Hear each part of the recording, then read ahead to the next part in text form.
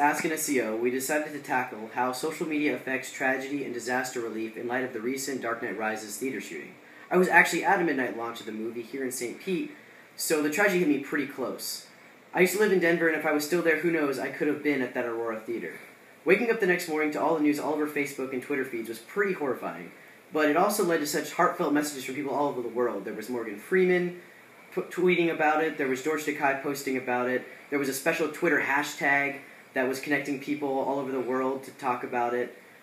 Major sites like ThinkGeek posted messages saying how they were sending disaster relief and had links to you can also send disaster relief. I mean, something like that couldn't have been possible a while ago. The first time I remember anything that amazing happening as far as social media affecting funds was the 2010 Haiti disaster, in which there was that Text for Relief campaign. They raised over $10 million from just people texting about it because people were talking about it on social media, and that led to conversations anywhere else. So through social media, we've connected the world and made helping relief for disasters not only socially expected, but easily acceptable, and that couldn't have been possible 10 years ago. Interestingly, I actually did find out about these shootings from my Facebook newsfeed, and more interestingly, it was actually from a friend of mine in Australia's post that I first heard about it. Just to think, it was 8 hours after the shooting, news had already swarmed worldwide, and probably happened prior to that. I think back to the Columbine massacre in April of 1999. I was a freshman in high school, so it was relevant to my life. I was the same age as those kids, so even without social media, I knew what was going on. I absolutely remember those times. But 4 years prior to that, I was 10 years old. It was the Oklahoma City bombings. I have no personal memories of that. There wasn't social media. Obviously, I'm sure every adult knew what was going on, but I definitely did not. However, I would venture to say that with today's social media, there's not a 10-year-old in this world, or at least in America, that isn't aware on some level of what happened with those shootings. Social media, and specifically Facebook, has allowed us to feel connected, and it lets us get involved.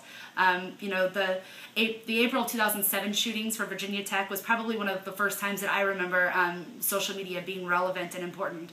Although it was new, that was the way that all of us at Florida State found out what had happened. And as a way to get involved and to show our support, every one of us, or most of us, changed our profile pictures, at least for a couple of days, to a ribbon that read, "Today we are all Hokies."